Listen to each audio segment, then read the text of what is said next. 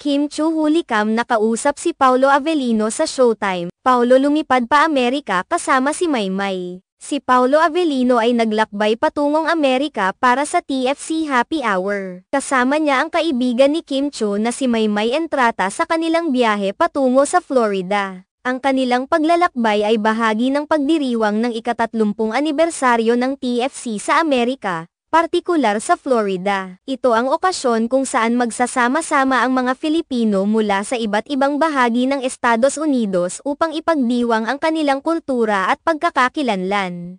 Ngunit, habang abala si Paolo sa kanyang paglalakbay, may lungkot na naramdaman ang ilan sa mga taga-suporta ni Kim Chiu at Paolo Avellino, ang mga kilalang tagapagtanghal sa Pilipinas.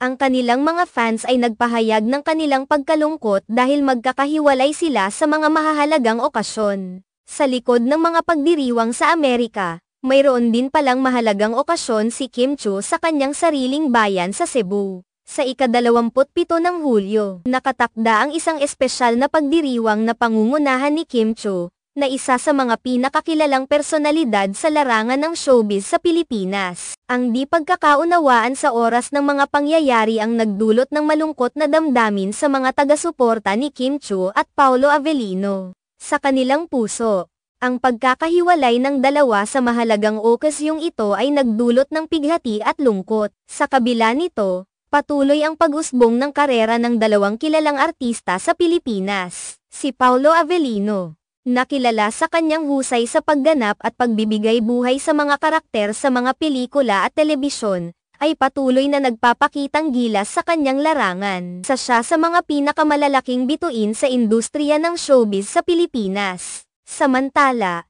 si Kim Chiu naman, bukod sa kanyang tagumpay sa showbiz, ay kilala rin sa kanyang mga proyekto sa telebisyon at pelikula. Ang kanyang pagiging mahusay na artista ay nagbigay sa kanya ng maraming pagkakataon na ipakita ang kanyang talento at kakayahan. Sa kabila ng kanilang mga individual na tagumpay, patuloy pa rin ang pag-iral ng mga pagkakataon na nagdudulot ng di pagkakaunawaan sa mga pangyayari. Sa huli, ang kanilang mga taga-suporta ay patuloy na nananatiling masigasig sa kanilang pagsuporta at pagmamahal sa kanilang mga iniidolong personalidad sa showbiz.